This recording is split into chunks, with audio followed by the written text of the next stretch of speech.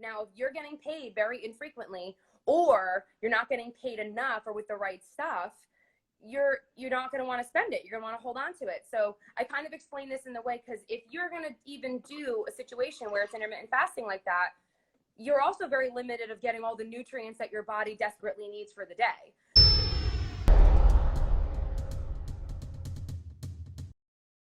Guys, first time logging in. This is our second time joining on with Lindsay. She's a registered dietitian. Yay! Finally. I don't know what's happening. Absolute Nutrition Counseling. We inquired a bunch of our members on the backside just for some questions to get us started here tonight.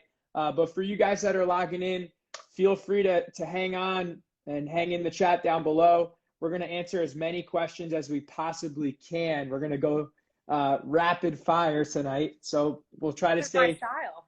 Yeah, So this is easy. We'll try to stay on point here and not get too long-winded on certain topics, just so that we can kind of cover as much as we possibly can. I know last week, just to kind of rehash, we spoke a lot in the beginning about routine and goal setting and structure.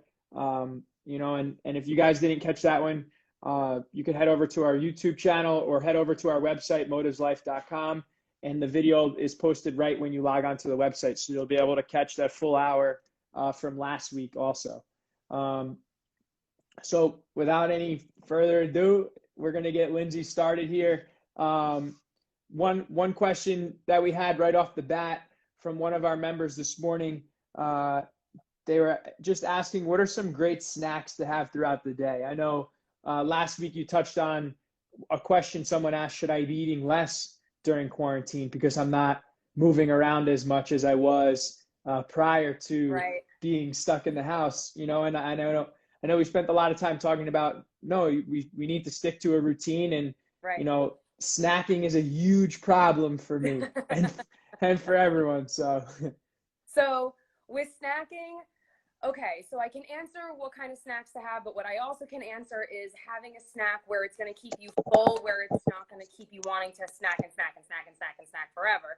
So really the key would be to having some sort of carb, which is going to be whether it is a fruit or pretzels or crackers or whatever, and then some sort of protein or a fat with it. So if it's going to be crackers and cheese, 1 serving of each. It says it on the box, it says it on the container. Have that together, and that's going to be much more satisfying than having a whole box of crackers. You can eat all of them until there's nothing left and not be full. Fruit and Greek yogurt is a good one. But in terms of like general snacks, Greek yogurt's always great. That's a triple win for me because there's probiotics in it. It's a protein source, and it's a good dairy source for someone who does not have an issue with dairy.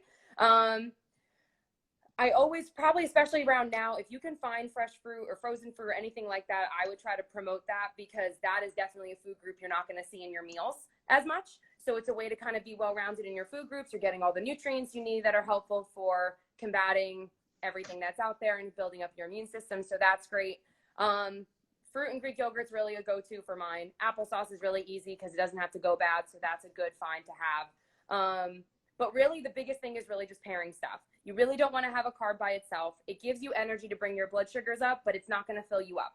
While having a protein or a fat, like if you're just going to snack on nuts all day, oh my God, you can go crazy on nuts and have 500 calories in one sitting, just sitting there. But if you had that with something else, you're kind of now making a complete snack, and the fruit or the carb or whatever that is going to give you your blood sugars to go up so you're not crashing.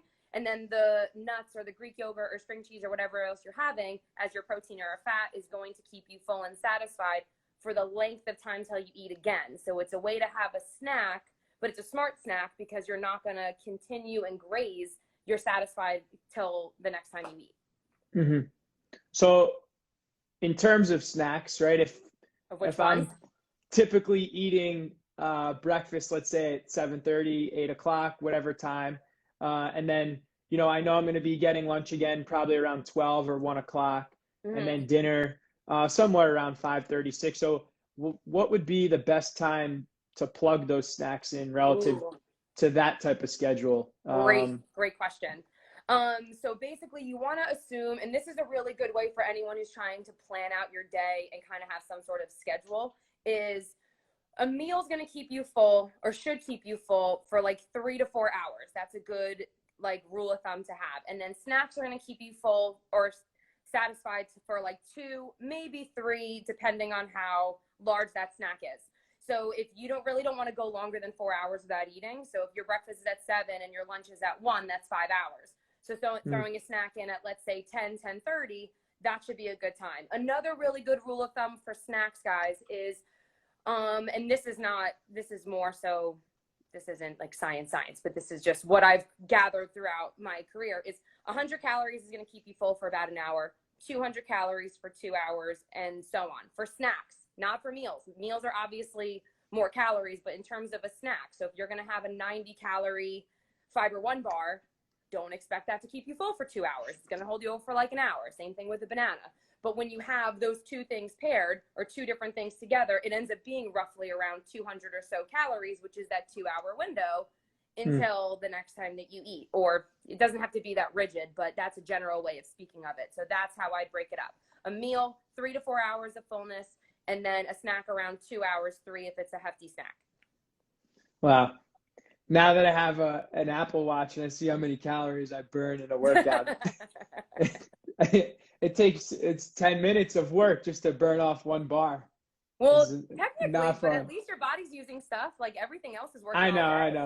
I know. But naturally, your brain just puts one for one. It doesn't think of that. I look at 100 calories. I'm like, oh. Just eat it and enjoy it and smile and move on. Awesome. So next question, and this is a very common question for anyone, athletes, people just trying to diet, be healthy, and those trying to lose weight. How do I get the most out of a protein supplement? And when is the best time to take in that supplement? And how often should I be taking in a protein supplement? I think the last part is really relative to the rest of your diet throughout the day, but those other 2 points in the beginning are huge. Yeah. So the protein supplement, I mean, at the end of the day, you technically don't need one. If you're eating enough of what you need, you don't necessarily need the supplement. But if somebody prefers that, or it's just an easier way to get it in, or let's say there are very few protein options that they're limited to, and that is one of them. It depends. I mean, it depends on if you're going to have it for a meal or a snack. Like if you're going to have it for a meal, I would really prefer you to beef it up and add a lot of food, a lot of other things into it to make it resemble a complete meal, because you're not going to have a meal of just a steak. You're still going to have potatoes and broccoli with it, or whatever you're having with it. So you need to still make it more of a complete meal. So having a protein powder with water is just not enough. Even for a snack, it's not complete, because that's the protein in that I said before. So it's going to keep you full, but you want something to bring your blood sugars up. So if this is more towards being like a post-workout, then you want that 30-minute window. That's how you get the most benefit out of that shake. So for anyone who didn't watch last week, the post-workout there's a 30-minute window when you're done working out that your body absorbs nutrients at a far, far faster rate. So you want to take advantage of that window. So having a protein drink, you're going to absorb it much faster than if it was food, because there's a lot of digestion process that you don't need to do. There's no chewing involved. There's no breaking down in the stomach needing to be involved. So it's much faster. But the thing is, especially for post-workout, you want to replenish carbs, fat, and protein. So if you had 1% milk would be an ideal scenario if you can handle milk, of course. If you can't, peanut butter or oat milk. Oat milk is a great one because there is fat in there and there's carbs in there. So that would be a good backup to if you can't have dairy. So that has the carbs and the fat in it, plus the protein powder is going to make that a complete 3. For any other time of the day, there's really no ideal time because it's just like regular food. So it's just if that's going to be your meal or not. So the time to take more advantage of it would be after a workout, within the 30-minute window. Yeah, I'm lactose, and I recently switched to oat milk from do you like it? Coconut milk. Yeah, it's awesome. Yeah, it's super great. I like the consistency of it. I don't know. I feel like I'm actually drinking milk with the oat milk. So welcome back to the world. Some days I contemplate. I'm like, today's the day I go chocolate milk one time. but I know it just, I can't do it. And then one other question on here, we talked about this last week, but it's a hot ticket item in the diet world with intermittent fasting right now. So I don't think we could talk about it enough because it's so prevalent and it's so like such a hot topic. So I guess let's just talk about intermittent fasting and your thoughts and where your brain's at with that. So if you're on the ketogenic diet, then it can definitely be beneficial because at that point, you don't really need to be eating all day because your body's kind of using your own fat source for that. But if you're not, personally, I think that the best way of doing it is like how we talked about last week, is your body loves food, eat. If you're really only, there's a lot of room for error when you do that too. So, what's important. So, okay, I'm going to use the example I used last time was when you get paid. People like getting paid, and people like getting paid every single week, and they like getting paid the same amount every week. They feel very safe. They feel fine spending it. So you spend on whatever you want, all the luxury items you want to spend it on to make your life great. Now, if you're getting paid very infrequently, or you're not getting paid enough or with the right stuff, you're not going to want to spend it. You're going to want to hold on to it. So I kind of explain this in the way, because if you're going to even do a situation where it's intermittent fasting like that, you're also very limited of getting all the nutrients that your body desperately needs for the day.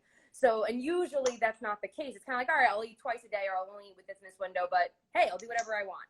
That's not really how it works. But at the end of the day, do you want to live that way? Wouldn't it be like, if we could figure out a way for a sustainable long-term way of eating, it's eating throughout the day. And it sounds very boring and like, but it still is what it is. It's not exciting, but I'm also not trying to sell you something. So there's a really big component that everything's all about marketing and selling and what's a quick fix. There's no such thing as a quick fix. Just like anything else, if you want to hit a real goal, there's no such thing as half-assing it. You got to work hard and be persistent and get there. So another example of when you're not giving your body everything that it needs, imagine if, okay, I'm getting paid every week, but it's only in ShopRite gift cards. I can't pay my car bill. I can't pay my rent. So I'm still missing something, even though the amount is the same. If it's not what I need, then I'm not going to be able to spend stuff. So the more frequently you pay your body and give it food when it asks for it and with what it needs, it's going to feel very comfortable spending it and burning it off and using it for everything it needs, rather than hoarding it, not knowing when it's going to get fed again. So intermittent fasting is really not my way of going about it. I'm really about eating the way we're just having food throughout the day, having a proper balance, learning all of those basics and the fundamentals that a lot of people don't know because it's not really promoted, or it's boring and it's not exciting. But that's really the key to it. But it just takes a lot more discipline and knowledge to learn all of the steps to collectively do together. But it's easier to follow one rule, right? But following one rule isn't really always tackling every aspect that you need to hit the goals that you're looking for. Right. That's like Coach Joey, he always says every day, rent's due, you got to pay the man. Yeah. Same thing with nutrition though, not just working every out. single day. We have a question on here from Florida, from Brooke. She won't come back to New Jersey. She wants to know, can you eat fruit all day long for snacks, or should you switch to veggies in the afternoon? Ooh, great question. It's not so much needing to have vegetables in the afternoon if you're having them with your meals. So I really would prefer vegetables to be with the meal because it helps complete the meal for you to be fully satisfied. And it's a filler too. So it's going to keep you full and satisfied to have an appropriate amount on your plate. But if you had it as a snack, it's not really going to do much. There's almost no calories to it. So it's in terms that 100, 200, 300 calorie thing to keep you full. If you're going to have just a bag of carrots by itself, you're just setting yourself up to be ravenously hungry for dinner. And especially if there's no vegetable with dinner, you're eating however much pasta and meatballs as you want, probably 2-3 times as much as you would have had if you had a large amount of vegetables with that meal. So you can have fruit throughout the whole day, but pair it. Like a fruit is still a carb by itself, so it's not going to keep you full for very long. So you want to pair that with a protein or a fat, whether that's going to be Greek yogurt, string cheese, or nuts, or peanut butter, or guac even, which is a weird combination, but it's another fat. You want to have it with it. So if you have it with it, then that's fine. Have it throughout the day. Fruit is great for you. Just you need more vegetables in the day than you need more vegetables in the day than you need fruits. So please do not neglect the veggies. I know they're not as exciting as fruit. They're not as sweet as fruit, but they are insanely important. So make sure you just balance that out appropriately. Cool. Next question. Speaking of Apple Watch, should I eat my burn calories back by the end of the day? Wait, can you repeat that question again? It says, speaking of Apple Watch, should I eat my burn calories back by the end of the day to maintain if I'm not trying to lose? No, if you're not hungry, you don't have to bother with it. If you're hungry, eat, yeah. But I mean, it's kind of a loaded question because it depends. Did you eat enough in the day? Did you not eat enough? I mean, if you didn't, by all means go for it, but you don't need to try to stare at your watch and try to hit zero by any means. I mean, your body knows more about what it needs than the mouth of the watch. So I would really just focus on your hunger cues, which we talked about last time of, do you feel hungry? If you're hungry, eat. If you're not hungry, then don't eat to a degree. But so it's more so it's going by what your body's asking for. And if it's craving something and if it's feeding for something, like if you notice that you're craving, like for any of those people out there who are really, really scared of salt, I know I'm kind of going on a tangent here, and then all of a sudden you're craving all these salty foods. Well, go figure. Your body's craving salt. It needs it. So it's going for that. So a lot of stuff that I tell a lot of my clients too is if you're eating well balanced throughout the day of everything that you need, your body will go where it wants to go in terms of weight, number one. But secondly, a lot of cravings go away because a lot of the cravings are just being deprived of something that your body really needs. So then it manifests into something else. Like if you're really low in carbs, your body's not going to waste its time craving blueberries.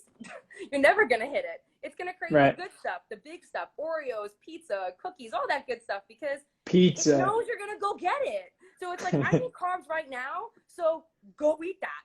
So it knows it's going to go there, and then that's what happens. But if we balance it out throughout the day, you might be like, I just like Oreos, so I just kind of want some, but you can not have a whole sleeve and be content versus holding them all out to the very end. And then you're like, I can't control myself. And then you eat all of them, and then you have to go back to the store sooner than you'd like. I don't know. Ever since Tommy's Coal Fired opened up over here, my hunger cues for Tommy's every day they're unstoppable. I can't stop craving Tommy's pizza. Makes it more appetizing too. I know, it's incredible. It's so nice to get those Coal Fire wings delivered now. Oh, so good. I don't even have to go there. We have another question from Jamie. She says, hi, Linz, do you believe in not eating after 8 p.m. or a specific time to allow your body to digest, or is that just a myth? So if you have bad heartburn, definitely don't lay down and go to bed within like an hour, 2 hour span after eating, more like 2 hours.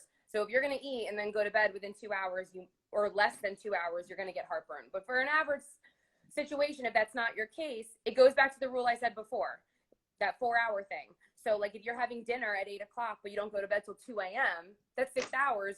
You're going to be hungry. Don't feel guilty that you're hungry and you're like, I can't have a snack. I just had dinner at 8. I can't eat after 8.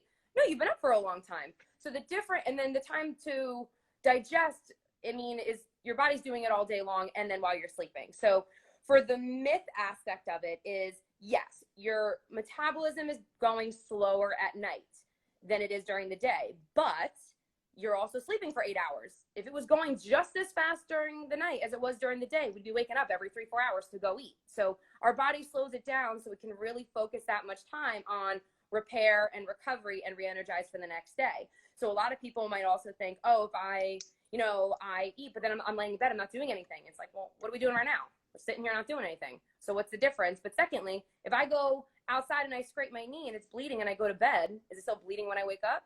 No, it's half healed. Just like if when I go to bed, I don't have to go to the bathroom, but when I wake up in the morning, I do, right? How to get there. Everything's still working. If it was really turning off and turning to fat, we'd all be dead. So our heart still pumps, our digestive system still works, everything is still working. It's just now kind of shutting down in terms of being able to repair and recover and re-energize. But so that would be really a length of time that you're getting digestion, but it's kind of like a mythy thing of needing to be at a certain time. It really depends on when are you going to bed and when did you eat last.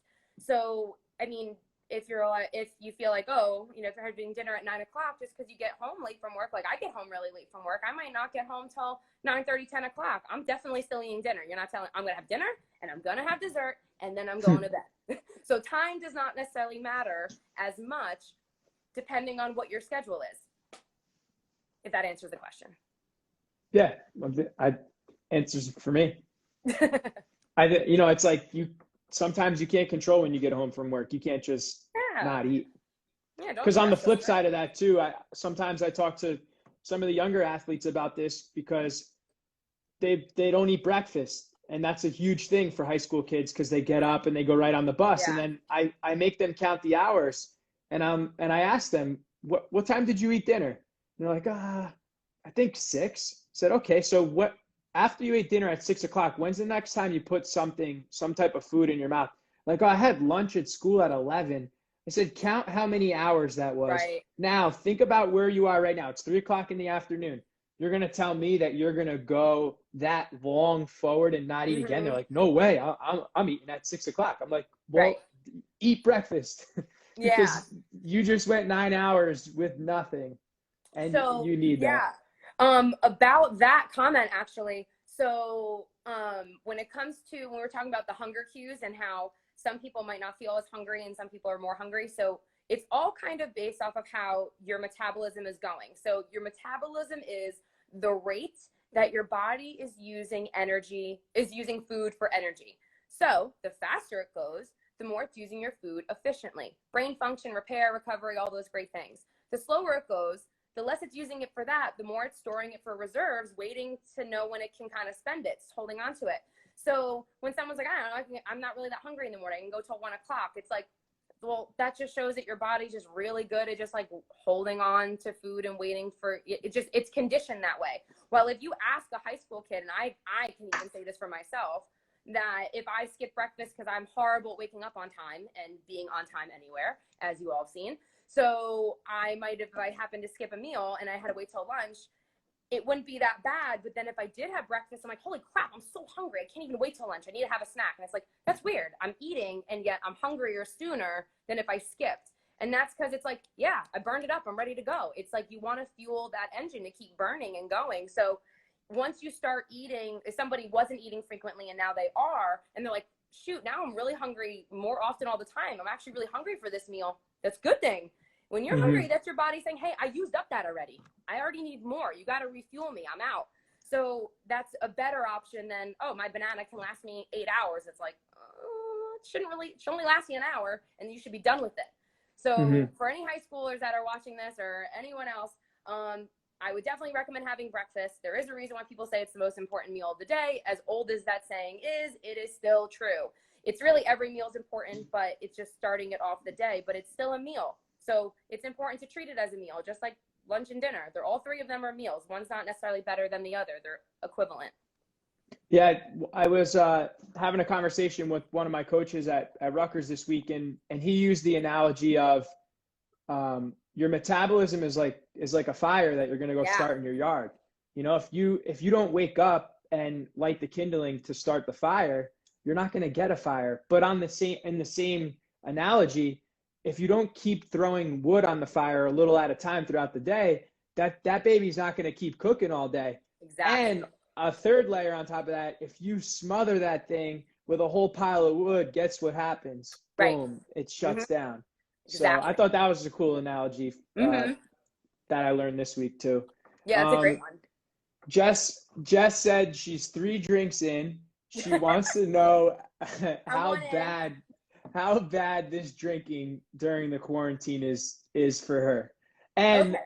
let me add one more thing on that, because I know a lot of people, they think, well, I'll just go to Tito's or Clear Stuff and I'm in the clear, which I want to know how your thoughts are on all of that. Yeah, so really, I mean, hard liquor, if you really want to go based off of calories and ways of drinking, hard liquor is the way to go.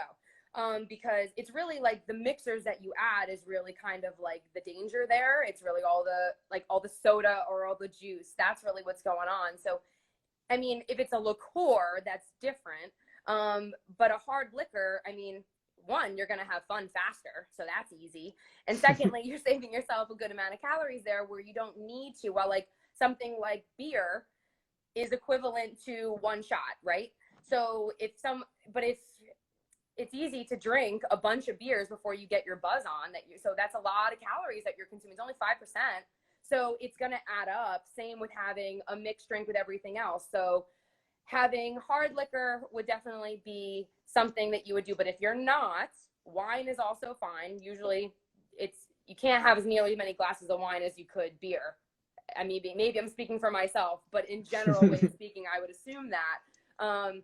But then also, like, I would aim for, you kind of want to look for, if you're going to have like something like a cider, sorry guys, well, if you're going to have something like a cider or something like a beer or anything like that, because you enjoy them, you really want to aim for one of the lower calorie ones or something that's higher in alcohol content, just to not need as much to get to the goal that you're aiming for. But I mean, enjoy it. You don't have to feel like it's the devil, but I mean, be careful with yourself. But it's not necessarily clear versus non-clear. It's not that. It's more so just, is it a hard liquor straight to the point, or is it mixed with a bunch of other stuff? Well, like a liqueur, it's not the same alcohol content, and it's a little higher in calories for that.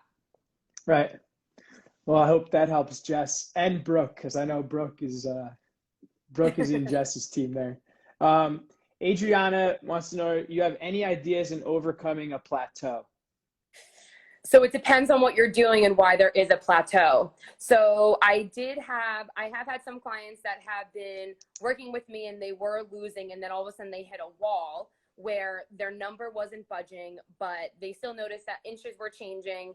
So I was like, you know what, like, your body's responding well to it. It's doing well. So give it a little bit more time and see if it adjusts, and then go figure it did. Like I told her, like, give yourself about a month. And if things don't change after a month, then maybe we'll edit and do some stuff, because maybe at that point we just need to finesse whatever wasn't fully finessed and just kind of edit that. So it really depends on where you are and what it is that you're working on.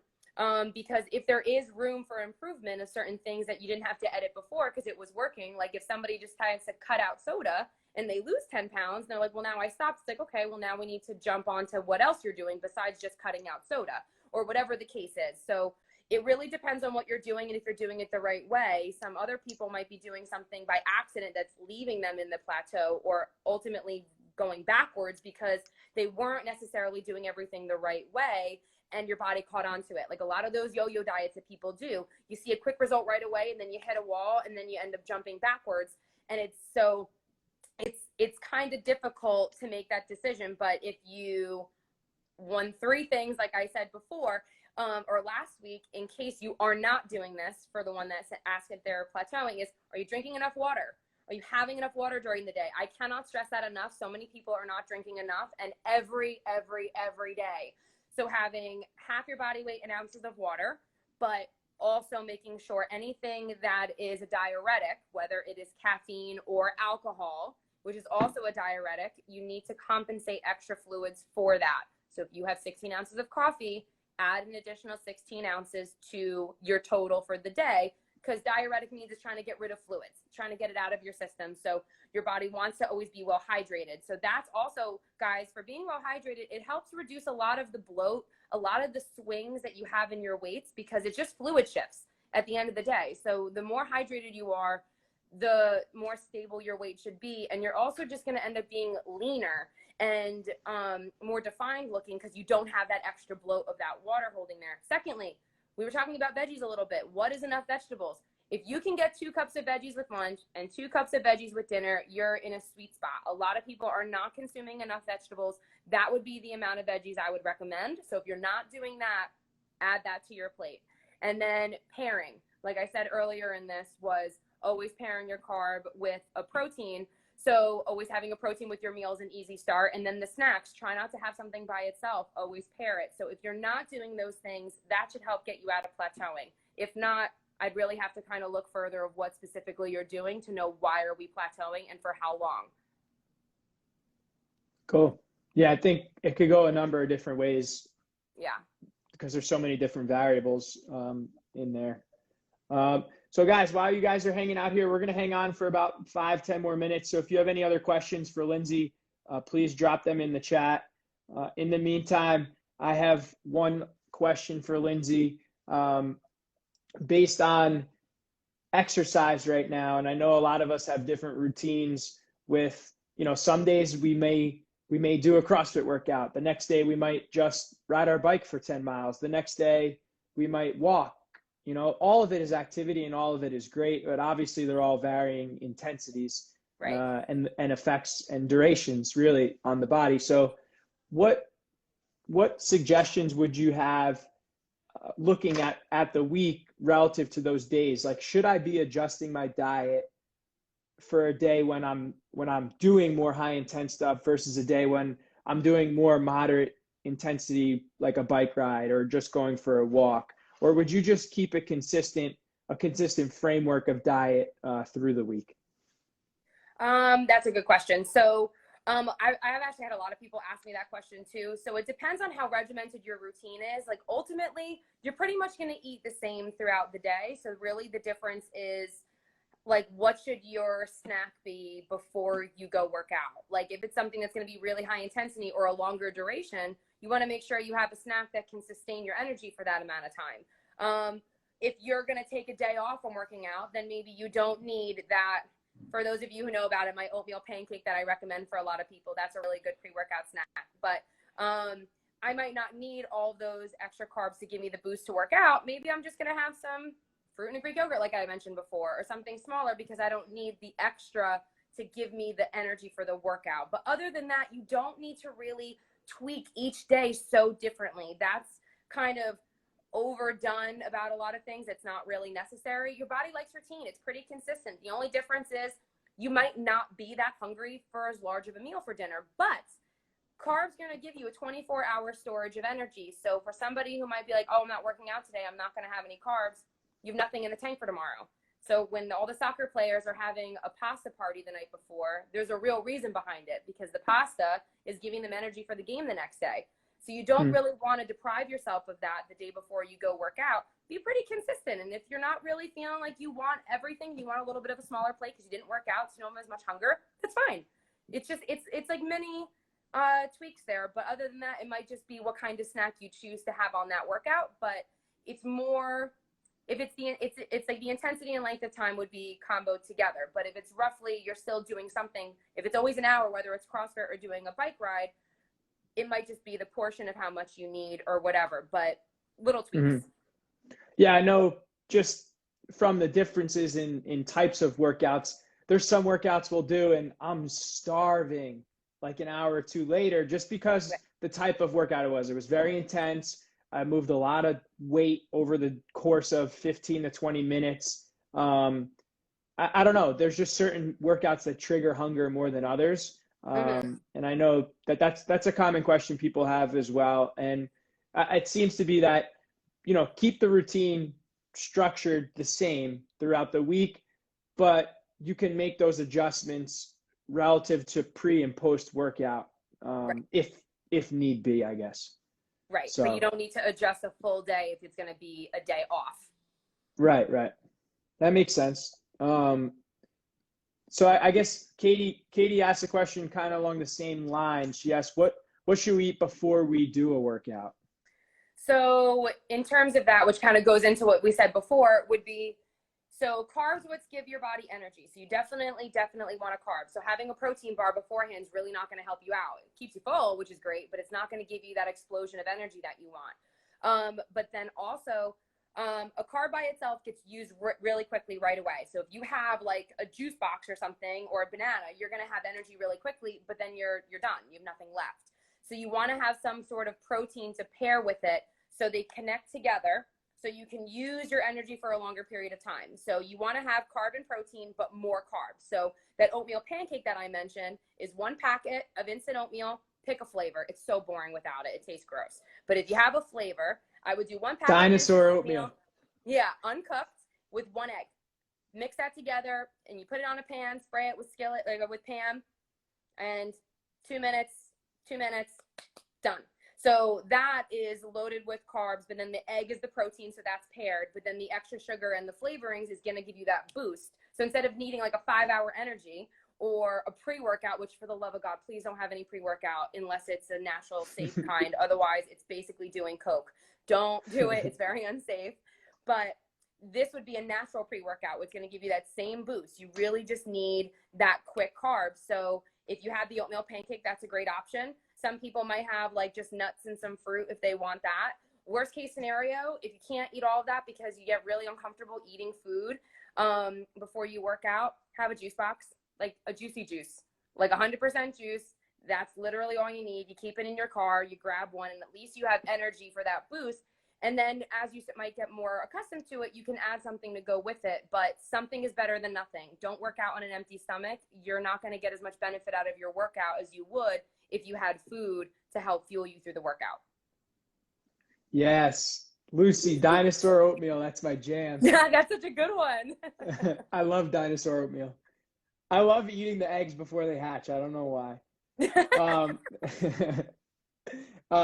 One of the last, we'll take this last question here from OJoyful88. She said, "Hey, cousin Linz, I've started an early morning high intensity Zoom class. Should I get up extra early to eat something? If so, what?" That's a good question. Yeah, so it kind of goes with what I said before. Some people can have a meal before they work out, and if you can, great. I can't. But so I would just have a snack beforehand. So something small, just so you can get something in your system, which would be like a piece of fruit or some juice would really be an ideal scenario to have, just to have something in your system. So that's, it kind of goes to what I just asked before on that one. So it's really, and everyone's different. It's really whatever you can handle. If a banana is going to make you throw up, don't eat it. I don't want you to throw up. So I'd rather you find something along those same lines that you can handle. Some people can handle drinks better than food. That's fine. Honestly, I've ran out the door because I was running late and I had like 2 slices of bread dry that I just ate it like a rabbit in the car. Like at that point, it was like, if I don't eat something, I'm not going to be able to work out and I'm going to be super pissed. So that's what I'll have at that moment. But that was good enough for me. So it really is a preference. Just try to keep it more carb related beforehand. But the length of time of how early you wake up is entirely up to you, of how well you can handle food before you work out. If you can have it within 30 minutes, like I think a fruit or a juice would probably be tolerated better in a short period of time rather than waking up like at 4:30 in the morning. I don't want you to do that either because you don't want to mess up your sleep. Mm-hmm. Yeah, I think just from experience, I don't have an easy stomach. I can't eat close to working out. The best thing that I've found, especially with the early morning stuff, doing the 5 a.m.s or working out early, I'll make overnight oats before I go to bed. And it's like, I'll make a full cup of overnight oats in the Tupperware. And I'm able to eat about a half of that serving. Perfect. Prior to like 30 minutes out, and I don't feel anything. I feel great. And mentally I'm like, all right, I got gas in the tank, you know? Mm-hmm. And then after the workout, I'll finish the other half a cup with protein or something. But perfect. Overnight oats with oat milk, and then you wake up, they're nice and expanded, and you're ready to rock and roll. A good one to have. I like those a lot. Yeah, I don't even know how I started doing that, honestly. Put a little cinnamon and maple syrup in there. It's like, yeah, I have a whole bunch of flavors I'll send you. I have a website that has a bunch of different like mixings that you can do to kind of add different flavors. Man. Yeah, they're good. I'll send them to you. I need that. I'll post I need some chocolate flavor in my I got some chocolate oats. ones, chocolate peanut butter ones. You could have a different flavor every day of the week. Super easy. Wow. See, I'm super like, I don't know. I'm very much easy. Like I eat the same thing every day. So to switch up the flavor, I don't know if I can handle that. Well, you can have it as a nighttime dessert if you're craving a chocolate sweet. All right. I'll play with that a little bit. But all right, great. Linz, the time flew by again. That was 45 minutes on the horn. We got through about 10 questions, which was awesome. That was I think more than last time. Rapid fire tonight. Yeah, we're going to be back on next Monday, same time. We'll be back on with Linz. In the meantime, if you want to connect with her, if you have more questions, feel free to hop over to their Instagram. I'll let her plug that in a second. If you want to catch last week's 1 hour that we did, our first one, you can head over to our website, motiveslife.com. When the page loads, you'll see the YouTube video of the full hour session right on there. We're going to get this one loaded up by Thursday, so you'll be able to go back and watch this one also. Linz, I guess plug your Instagram, your contact, and how people can get in touch with you. Yep, I'll plug it all in the bottom, but it's absolutenutritioncounseling.com. You could also email me at lindsay@absolutenutritioncounseling.com or info@absolutenutritioncounseling.com. Also, for anyone who doesn't know, I take insurance. I can absolutely check your insurance, find out how many visits you get. Please don't pay out of pocket if you don't need to. So I like to really promote that, especially during times like this. a lot of people don't understand that nutrition is covered.